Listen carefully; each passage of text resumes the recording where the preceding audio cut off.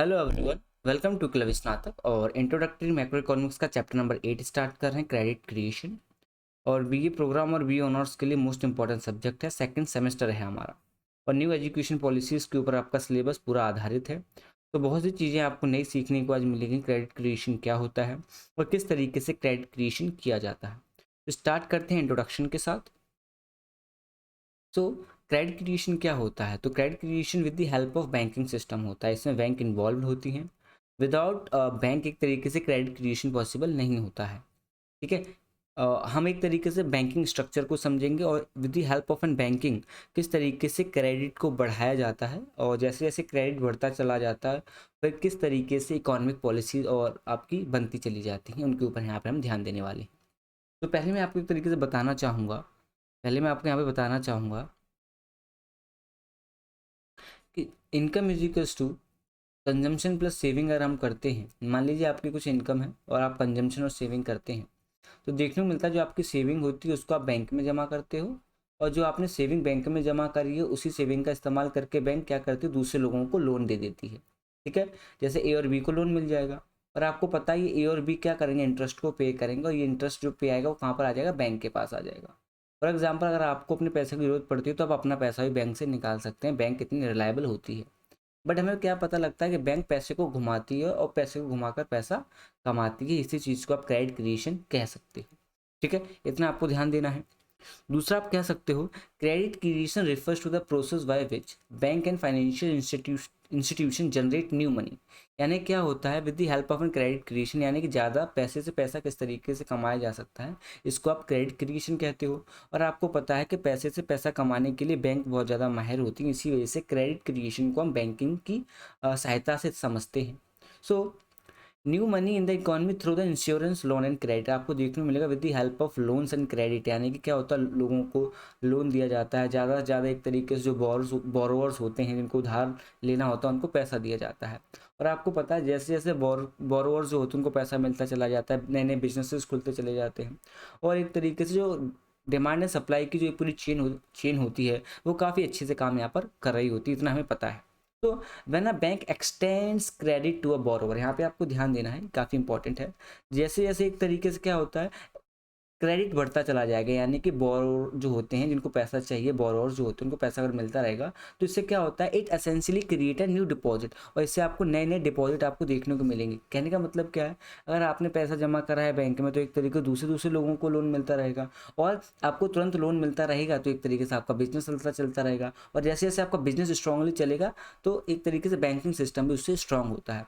तो इससे क्या होता है, आपको तुरंत अकाउंट में पैसा आपको मिल जाता है, which can be use for the spending of economic transaction, और इसका इस्तेमाल इकोनॉमिक ट्रांजेक्शन में किया जाता है।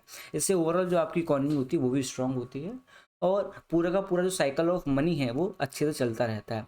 इसी वजह से हम बोलते हैं कि मॉडर्न इकोनॉमी में क्रेडिट क्रिएशन काफ़ी इंपॉर्टेंट है with the help of banking, क्योंकि इससे आपकी इकोनॉमी काफ़ी ज़्यादा स्ट्रांग और रिलायबल बनी रहती है। ठीक है, इतना आपको याद रखना है। दूसरा मैं बता रहा हूँ आपको, this process of credit creation, जिस तरीके से क्रेडिट क्रिएशन किया जाता है काफ़ी ज़्यादा इंपॉर्टेंट है।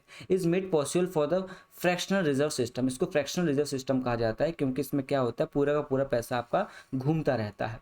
Where bank are required to hold only a fraction of the deposit fund reserve, और ये आपको याद रखना है, बैंक जनरली किस चीज़ को ज़्यादा प्रेफर करती है, so bank hold only a fractional and deposit fund in the reserve, fractional deposit को रखती हैं। फॉर एग्जाम्पल, अगर मैं आपको बताऊँ, अपने 1000 रुपये जमा करें, उसमें से क्या करेंगे, बैंक 90 रुपीज़ का लोन प्रोवाइड कर देंगे, बाकी 10 रुपीज़ अपने पास रखेंगे। क्योंकि अगर आपको पैसे की जरूरत पड़ गई और बैंक पैसा नहीं दे पाए तो एक तरीके से बैंक तो दिवालिया हो चुकी है, इसका मतलब। तो ऐसा नहीं होता है, इसका मतलब ये होता है अगर आपको पैसे की जरूरत है तो आपको भी पैसा मिलेगा, और दूसरे लोगों को भी लोन चाहिए तो उनको भी लोन मिलता है। बिकॉज इससे क्या होता है कि बाकी लोग भी तो क्या कर रहे होते हैं, इंटरेस्ट पे कर रहे होते हैं। जब उनको इंटरेस्ट मिलता है बैंक वालों को तो एक तरीके से क्या होता है, क्रेडिट क्रिएशन ज़्यादा इफेक्टिवली होता है, और पूरी की पूरी इकोनॉमिक साइकिल काफ़ी स्मूथली रन वहाँ पर कर रही होती है। ठीक है, तो आपको यहाँ पे समझ आया होगा क्रेडिट क्रिएशन क्या होता है। क्रेडिट क्रिएशन का मतलब आपको ये समझना है कि with the help of the banking system आप पैसे से पैसा वहाँ पर कमा रहे होते हो। ठीक है, ये आपको ध्यान रखना है। नेक्स्ट यहाँ पे हमें ध्यान देना है वो ये है, थ्रू द मल्टीप्लायर इफेक्ट क्या होता है। मल्टीप्लायर इफेक्ट का मतलब क्या होता है, जैसे कि मान लीजिए अगर आपने अकाउंट में पैसा जमा करा है, ठीक है, बैंक में अगर आपने 1 लाख रुपए जमा करा है तो आपका 1 लाख रुपए तो बैंक में है ही, आप जब मर्जी निकाल सकते हो। तो उसी 1 लाख रुपए का इस्तेमाल करके बाकी लोगों को भी एक तरीके से लोन दिया जाता है। तो इसका मतलब ये है कि मल्टीप्लायर इफेक्ट का मतलब है कितने गुना लोगों को लोन दिया गया है, मतलब आपका पैसा इस्तेमाल करके बाकी कितने लोगों को पैसा दे दिया गया है। अब ऐसा नहीं कि आपने एक तरीके से आपने 1 लाख रुपया दे दिया तो बैंक उसको सजा के नहीं रखेगी अपने पास, उसको एक तरीके से लोन वगैरह में दे देगी लोगों को, ताकि ज़्यादा से ज़्यादा वो पैसा कमा सके। और इसका ये बिल्कुल भी मतलब नहीं है कि आपको पैसा आपका टाइम पे नहीं मिलेगा, जब आपको पैसा मिलेगा, जब आपको चाहिए, जब आपको आपका पैसा मिल जाएगा, क्योंकि बैंक बहुत ज़्यादा रिलायबल होती हैं, इसी वजह से उनका काफ़ी ज़्यादा सम्मान भी है। ठीक है, समटाइम बहुत रेयरली होता है कि वो एक तरीके से अगर पैसा किसी स्लो डाउन में, इकोनॉमिक स्लो डाउन में या फिर किसी प्रॉब्लम में ना दे पाए ना, most of the 99.9% bank are reliable, आपको पैसा टाइम पर मिलता है। ठीक है, तो यहाँ पे मल्टीप्लायर इफेक्ट की बात कर रहे हैं कि आपका पैसा इस्तेमाल करके कितने लोगों को लोन दे दिया गया है या फिर कितने गुना लोगों को लोन प्रोवाइड कर दिया गया है। इसी को आप क्या बोलते हैं, क्रेडिट क्रिएशन बोलते हैं। थोड़ा और डीप में समझते हैं और अच्छे से आपको यहाँ पर समझ आ जाएगा। ठीक है, यहाँ पे मैं किस चीज़ की बात कर रहा था, मल्टीप्लायर इफेक्ट की बात कर रहा था। तो मल्टीप्लायर इफेक्ट की बात कर रहा था। So the initial loan deposit can have an multiplied impact on the money supply. एक तरीके से मनी सप्लाई के ऊपर, इसके ऊपर काफ़ी इम्पैक्ट पड़ता है। मनी सप्लाई के ऊपर क्यों पड़ेगा, क्योंकि बाकी सभी लोगों को भी तो एक तरीके से लोन प्रोवाइड हो रहा है। ठीक है, so as a war spend, जो आपका बोरोवर है वो स्पेंड करेगा द न्यू क्रिएटेड फंड, वो एक तरीके से न्यू क्रिएटेड फंड को एक तरीके से क्रिएट करता है। These funds are the redeposited into the bank, और इनको दोबारा से रीडिपॉजिट कर दिया जाता है बैंक में। तो इसका मतलब क्या है, पूरा का पूरा साइकिल चल रहा है, उसी पैसे का साइकिल चल रहा है और ज़्यादा से ज़्यादा न्यू मनी जनरेट हो रही है with the help of the interest. तो align for the further credit creation, और एक तरीके से फर्दर क्रेडिट क्रिएशन हो रहा है। जैसे जैसे क्रेडिट क्रिएशन होता चला जाएगा वैसे ही बैंक को फायदा होता चला जाता है, और इससे आपका इकोनॉमिकल साइकिल स्ट्रांग होता है। इवन इकोनॉमी जो होती है कंट्री की वो स्ट्रांग होती है, क्योंकि जब सभी लोगों के पास पैसा होगा तो वो खर्च करेंगे और एक तरीके से आपकी इकोनॉमी बनी रहेगी, उसमें डिमांड बनी रहेगी। ठीक है, नेक्स्ट आता है this expansion of credit contribute to economic growth. इससे आपकी इकोनॉमिक ग्रोथ होती है as it provide individual businesses, जैसे कि इंडिविजुअल बिजनेसेस होते हैं वो भी काफ़ी स्मूथली रन हो पाते हैं, और एम्प्लॉयमेंट की जो साधन होते हैं वो भी काफ़ी उभर के आते हैं, और इन्फ्लेशन थोड़ी सी कम होती है। तो ये सारी की सारी चीज़ें ये आप बोल सकते हो जो मल्टीप्लायर इफेक्ट है, जो क्रेडिट क्रिएशन है, इससे ही जुड़ी हुई हैं, ये आपको ध्यान रखना है। So with the necessary fund invest consume and expand economic activities, और एक तरीके से आपकी जो इकोनॉमिक एक्टिविटीज़ हैं वो भी काफ़ी स्मूथली चलती हैं। क्योंकि इकोनॉमिक एक्टिविटीज़ क्यों इंपॉर्टेंट होती हैं, क्योंकि इकोनॉमिक एक्टिविटीज़ से आपकी एम्प्लॉयमेंट जुड़ी होती है, और एम्प्लॉयमेंट काफ़ी अच्छे से वर्क कर रही है। इसका मतलब क्या है, बाकी सभी लोगों को रोजगार की कोई भी प्रॉब्लम वहाँ पर नहीं है, सभी लोगों को टाइम पे सैलरी मिल रही है, तो बैंकिंग सिस्टम तो स्मूथ चलेगा ही, क्योंकि बैंक में ही तो सैलरी आएगी आपकी। तो सारा का सारा एक तरीके से सिस्टम आपस में कनेक्ट होता है। नाउ एक और ध्यान से समझना वो ये है, how ever credit creation also carries risk. अब इसमें कुछ कुछ रिस्क भी होते हैं, वो थोड़े से हम यहाँ पे समझ लेते हैं कि इसमें कौन कौन से रिस्क होते हैं। So excessive lending and the irresponsible credit practices can lead to the unsustainable debt level, financial instability and economic डाउनस्टोन। अब क्या, ज़्यादा से ज़्यादा लोन बांटने से क्या होता है कि बहुत बार लोग रीपे नहीं कर पाते हैं लोन को। अब लोन को अगर रीपे नहीं कर पाओगे तो सरकार को भरना पड़ता है वो पैसा। अब सरकार लोन में ही पैसा खर्च कर देगी तो पब्लिक वेलफेयर में कैसे खर्च कर पाएगी। तो मेन जो मोटिव होता है वो मोटिव ये है कि किस तरीके से पब्लिक वेलफेयर में काम किया जाए, इकोनॉमी को किस तरीके से स्ट्रॉन्ग बनाया जाए, इंफ्रास्ट्रक्चर को इम्प्रूव किया जाए, हेल्थ को इम्प्रूव किया जाए, एजुकेशन को इम्प्रूव किया जाए, स्किल को इम्प्रूव किया जाए। तो इन सबको इम्प्रूव करने के लिए सरकार को पैसा चाहिए। अगर सरकार लोन ही पे कर दिया करेगी तो काम सही से चल नहीं पाएगा। तो इसके ऊपर थोड़ा सा हमें ध्यान देना है कि थोड़ा सा रिस्की होता है और सरकार को पैसा समटाइम पे ही करना पड़ता है। जैसे बहुत से लोग होते हैं हज़ारों करोड़ का लोन लेते हैं और पैसा चुरा के भाग जाते हैं, दूसरी दूसरी कंट्रीज में शिफ्ट हो जाते हैं। इससे क्या होता है, बर्डन सरकार के ऊपर आ जाता है। तो इन सारी सारी चीज़ों को थोड़ा सा हमें और ज़्यादा डीपली एनालाइज करना है। तो therefore it is in crucial for the bank, तो ये क्रूशियल हो जाता है बैंक के लिए to regulatory authority to monitor the manage credit, ताकि वो मैनेज करें क्रेडिट को। ऐसा नहीं कि ऐसे ही किसी को भी लोन दे दें, ऐसा नहीं करना चाहिए। ठीक है, क्योंकि ज़्यादा लोन बांटने से घाटा हो जाता है।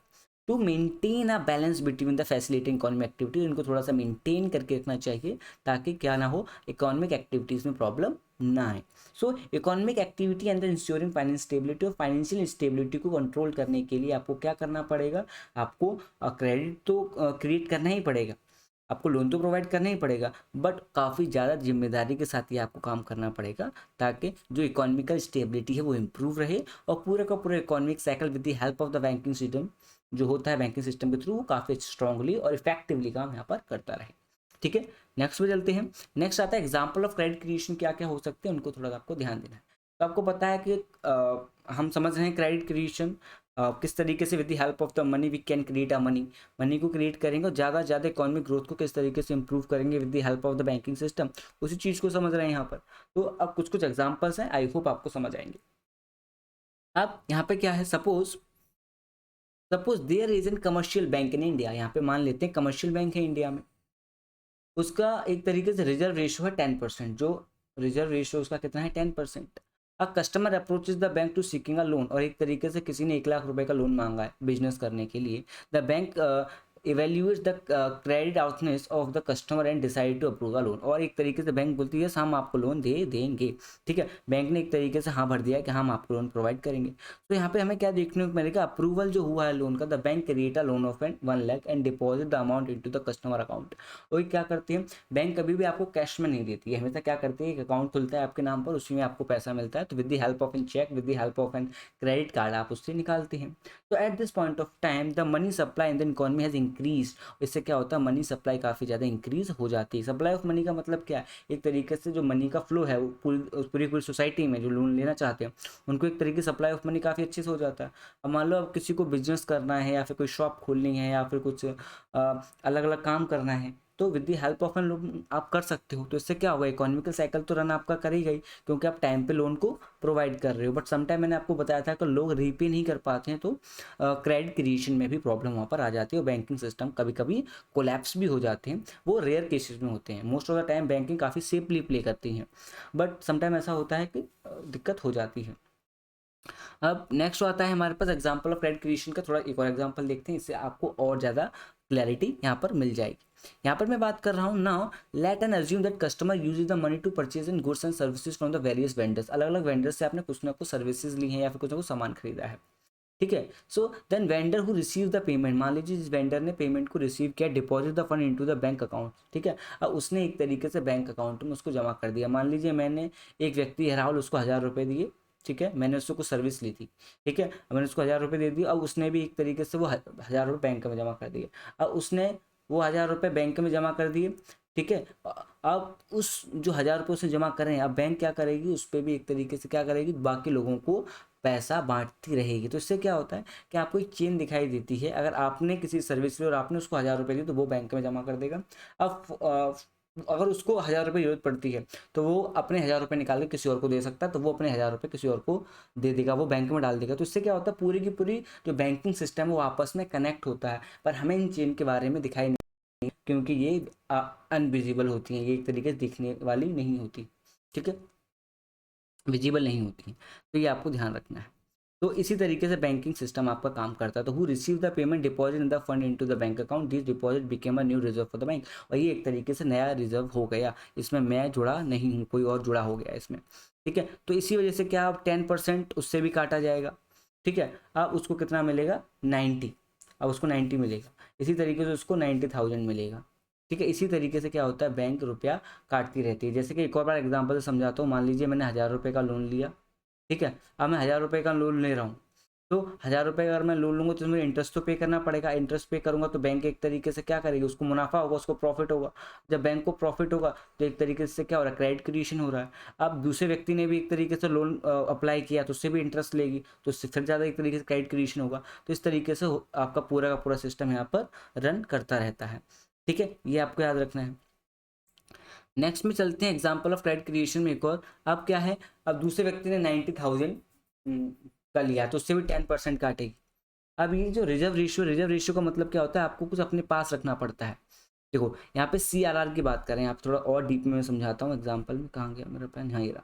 देखो CRR की बात करो, CRR का मतलब होता है कि बैंक को अपने पास कुछ रिजर्व रखना पड़ता है, और ये बैंक जो ये CRR है किसको देना पड़ता है, सेंट्रल बैंक को ही पैसा देना पड़ता है। ठीक है, सेंट्रल बैंक को ही पैसा देना पड़ता है। अब सेंट्रल बैंक को देना पड़ता है इस वजह से, क्योंकि अगर सेंट्रल बैंक को आप पैसा नहीं देखो, सारा का सारा पैसा क्रेडिट में ही दे दोगे, तो समटाइम ऐसा भी होता है कि बैंक कोलैप्स भी हो सकती है, लोग रीपे नहीं करेंगे तो दिक्कत हो जाएगी। तो इसी वजह से CRR के थ्रू क्या करना होता है, इन्फ्लेशन को कंट्रोल करना होता है, क्योंकि जैसे जैसे डिमांड बढ़ती चली जाती है वैसे वैसे इन्फ्लेशन इंक्रीज होती है, तो उस चीज़ को कंट्रोल करने के लिए CRR हेल्प करता है। तो यहाँ पर अब 90% है। अब इस 90% में भी 10% क्या करना पड़ेगा आपको, CRR देना पड़ेगा, ठीक है। तो उसी CRR की बात यहाँ पर कर रहे हैं, ठीक है। तो अब देखो क्या मिल रहा है कि इसी 1 लाख रुपए से बैंक ने कितना ज़्यादा एक तरीके से प्रॉफिट कमा लिया। इसी चीज़ को क्रेडिट क्रिएशन बोलते हैं। मतलब 1 लाख रुपए से उसने कितने ज़्यादा मल्टीप्लायर इफेक्ट को क्रिएट कर दिया। मल्टीप्लायर इफेक्ट का मतलब कितने ज़्यादा गुना उसने लोन बांट दिया। जितने ज़्यादा गुना वो लोन बांट देगा, इसका मतलब ये उतना ही ज़्यादा उसको फ़ायदा वहाँ पर मिल जाएगा। और जैसे जैसे फ़ायदा उसको मिलता चला जाएगा, वैसे वैसे ज़्यादा से ज़्यादा प्रॉफिट को अर्न करती चली जाएगी। इसी को आप क्या बोलते हैं, क्रेडिट क्रिएशन। जनरली क्या करते हैं, ज़्यादा से ज़्यादा लोगों को समटाइम ट्रैप में भी फांस लेते हैं, जिसको आप डेट ट्रैप कह सकते हो। But most of the time ऐसा नहीं होता है। अब आता है limits of the credit creation, किस तरीके से कुछ कुछ लिमिट्स भी हैं इसकी, उसके बारे में यहाँ पे हम बात कर रहे हैं। तो देयर आर टू लिमिट्स, यहाँ पे 2 लिमिट्स होती हैं। There are 2 limits to process of credit creation by the bank. They are quantity of cash deposit within commercial bank and safe cash deposit ratio. अब क्या है कि अब आपको करना है कि ज़्यादा से ज़्यादा कैश रिजर्व को एक तरीके से फ्लो कर देना। फ्लो हिंदी करने कहने का मतलब ये है कि ज़्यादा से ज़्यादा लोन को आप बांट रहे हो, ज़्यादा से ज़्यादा क्रेडिट को क्रिएट कर रहे हो, इससे क्या हो सकता है, रिस्क बढ़ सकता है। तो इसी रिस्क को क्या करना है, कंट्रोल करना है, ताकि बैंकिंग सिस्टम जो है इंडिया का वो कोलैप्स ना हो, या फिर किसी भी कंट्री का बैंकिंग सिस्टम कोलैप्स नहीं होना चाहिए। क्योंकि बैंकिंग सिस्टम से पूरी की पूरी एक तरीके की सोसाइटी कनेक्ट होती है, कॉमन पीपल कनेक्ट होते हैं। अगर उनका भरोसा इससे उठ जाएगा, जो कि ठीक नहीं है। इसी वजह से क्या करना होगा, quantity of cash deposit with commercial bank. यहाँ पे क्या क्वांटिटी मतलब कुछ क्वांटिटी में आपको कैश जमा करके रखना पड़ेगा फॉर द इमरजेंसी, क्योंकि सारा का सारा लोन अगर बांट देंगे तो दिक्कत होती है। Since then people have to deposit currency with bank as an currency deposit, एक तरीके से करेंसी के फॉर्म में आप डिपॉजिट कर देते हो पैसा। The extent of the cash deposit will depend upon the total amount of the state money and currency issued by the central bank of the country. In case the central bank increase the state money supply by using more currency, the quantity of the cash deposit can also increase. The second factor that determine the cash deposit in the banking habit of the people. अब क्या होता है, कहने का मतलब ये है कि जैसे जैसे सेंट्रल बैंक और जो आपकी स्टेट बैंक्स होती हैं, इनके बीच में समटाइम्स क्या हो जाता है, आप बोल सकते हो थोड़ा सा कॉन्फ्लिक्ट भी हो जाता है। तो उसी कॉन्फ्लिक्ट को रिजॉल्व करने के लिए आप quantity of cash deposit with commercial bank का इस्तेमाल किया जाता है।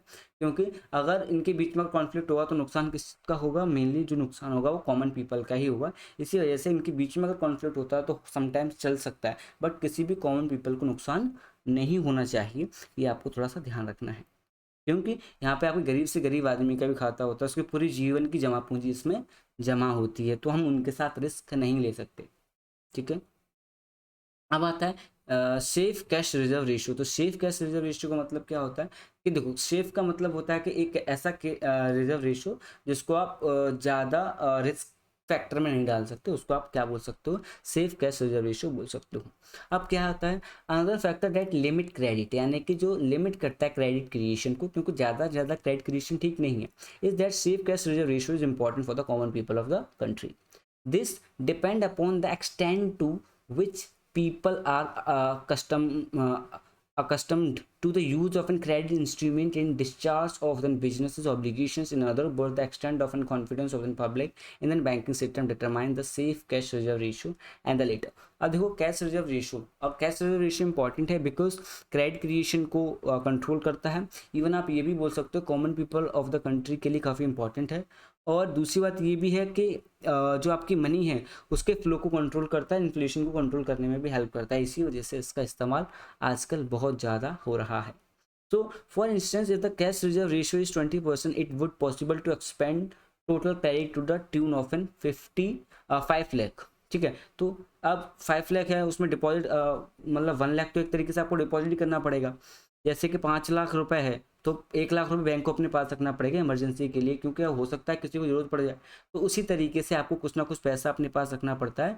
और फिर देखने को क्या मिलता है कि यही जाके जो पैसा होता है 5 लाख, आगे जाके 10 लाख के रूप में बैंक अपने पास जमा कर लेती है। उसके पास इतनी क्रेडिट क्रिएशन हो जाती है जिससे आपको हेल्प मिलती है। तो बैंकिंग सिस्टम इज दस limit safe cash reserve ratio, क्योंकि लिमिट करके रखना पड़ता है। आप ये बोल सकते हो कि कैश रिजर्व रेशियो इंपॉर्टेंट इसलिए भी होता है क्योंकि आपके पास सेफ मनी बची रहती है। जब आपके पास सेफ मनी बची रहती है तो आप ये कह सकते हो कि आपके पास सेफ मनी है। इट्स मीन्स आप कह सकते हो कि अगर कोई भी प्रॉब्लम आता है, कोई भी फाइनेंशियल क्राइसिस आता है, तो उसमें इसका इस्तेमाल काफ़ी अच्छे से किया जा सकता है और किसी भी एक पैंडमिक को काफ़ी अच्छे से रिजॉल्व किया जा सकता है। तो कैश जो रिजर्व रेशियो है वो काफ़ी ज़्यादा इंपॉर्टेंट है और बैंक अपने पास इसको रखती ही हैं। समटाइम ऐसा भी होता है जो कमर्शियल बैंक होती हैं वो आरबीआई को जो आपके लोकल बैंक्स होती हैं वो एक तरीके से आरबीआई को आप इसमें जमा करते हैं कुछ कुछ सीआरआर, जो कि इंपॉर्टेंट होता है। नेक्स्ट हमारे पास आता है मल्टीप्लायर इफेक्ट। क्या होता है? तो मल्टीप्लायर इफेक्ट जैसे कि मैंने आपको बताया कि कितने गुना एक तरीके से लोन को प्रोवाइड किया गया है इसके बारे में बात कर रहा होता है। तो ज़्यादा से ज़्यादा लोन को क्रिएट करना ये मल्टीप्लायर इफेक्ट में आ जाता है। So multiplier effect is amount of money which generate by the banking system of the economy which each number of reserve, मतलब ज़्यादा से ज़्यादा कितने गुना लोन को प्रोवाइड वहाँ पर किया गया, ज़्यादा से ज़्यादा अमाउंट में कितना लोन वहाँ पर दिया गया है उसके बारे में यहाँ पर बात कर रहे हैं। So high powered money monetary basis money held by the public, तो ये वही है कि कितना ज़्यादा कितना गुना एक तरीके से वहाँ पर मनी दी गई है उसके बारे में यहाँ पर बात कर रहा है। So high powered money refers to the money produced by the RBI government of the country and held by the public banks. So public banks की भी काफ़ी ज़्यादा इसमें आप बोल सकते हो इंपॉर्टेंट रोल है, क्योंकि पब्लिक बैंक्स भी बहुत ज़्यादा इंपॉर्टेंट रोल यहाँ पर प्ले करती हुई नजर आती हैं, क्योंकि पब्लिक बैंक भी जनरल सीआरआर का अपने पास कंट्रोल रखती हैं। ठीक है, कंट्रोल इन द सेंस आप बोल सकते हो कुछ तो अपने पास रखती ही है और कुछ उनको पास वहाँ पे भी जमा करना पड़ता है रिजर्व बैंक ऑफ इंडिया में। तो इसी वजह से थोड़ा थोड़ा कंट्रोल कर रखना पड़ता है ताकि इन्फ्लेशन को भी थोड़ा सा यहाँ पर देखा जा सके। ये भी काफ़ी इंपॉर्टेंट हो जाता है समझना हमारे लिए। सो आई होप आपको समझ आया हो, काफ़ी डाउट्स आपके यहाँ पे क्लियर हुए होंगे। कोई भी डाउट है तो please write on the comment section. Thank you.